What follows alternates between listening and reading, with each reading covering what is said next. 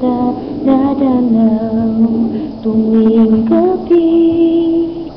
Masilayan lamang inyong mga ngiti at ika'y sasabihan bukas ng alas 7 sa dating tagpuan. Oo, ang araw ko, marinig ko lang ang mga himig mo. Hindi ko malalang kung nasaan ka. Wala man tayong komunikasyon.